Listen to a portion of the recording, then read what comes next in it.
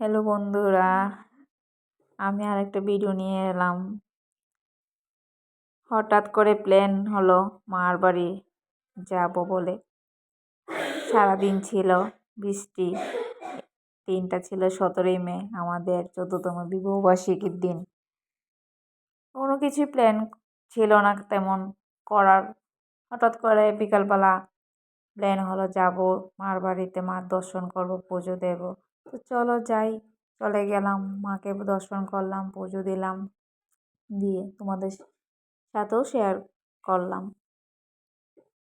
মার পুজো দিয়ে, বাবার পুজো দিয়ে, শিব বাবার পুজো দিলাম, দিয়ে ওই দিন বৃষ্টির দিন দেখি কি জানি না, কিন্তু কারেন্ট খুব ডিস্টার্ব ছিল।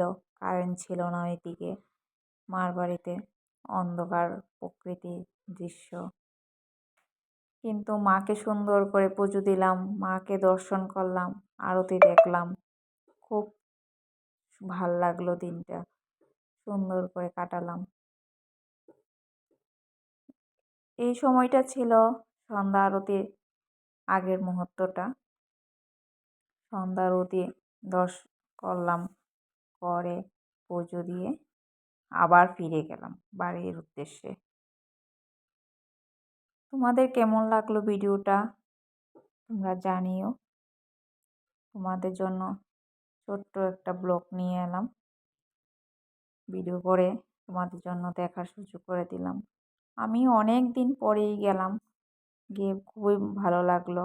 অনেক সুন্দর করলো মার বাড়ি।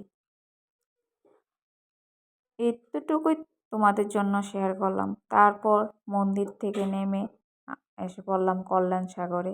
কল্যাণ সাগরে এসে অনেকগুলো কচ্ছপ সামনে এসে হাজির। ওদেরকে তো অন্ধকার মধ্যে কিছু দেখা যাচ্ছে না, তাই অল্প একটুই ভিডিও করলাম। সবাই অনেকেই ছিল, অনেকে খাবার দিচ্ছিল। আমি কিছু দেইনি, কিন্তু আমি দোকান অনেকগুলি বন্ধ হয়ে গেছে, তাই আমি আর কিছু দিতে পারিনি। তাই এখান থেকে এতটুকুই করে আবার বাড়ির উদ্দেশ্যে রওনা দিয়ে দিলাম। বাড়ির উদ্দেশ্যে রওনা দিয়ে পূজা বাড়িতে অনেকটাই রাত হয়ে গেল, তার জন্য বাড়ির উদ্দেশ্যে রওনা দিয়ে দিয়েছি। অনেকটা পথ পেরিয়ে আসতে হবে। তোমাদের কেমন লাগলো ভিডিওটা অবশ্যই জানাবে। আর কয়েকটা ফটো শেয়ার করে দিলাম। তোমাদের কেমন লাগলো একটু কমেন্ট করে জানাবে, লাইক কমেন্ট শেয়ার করবে। Thank you,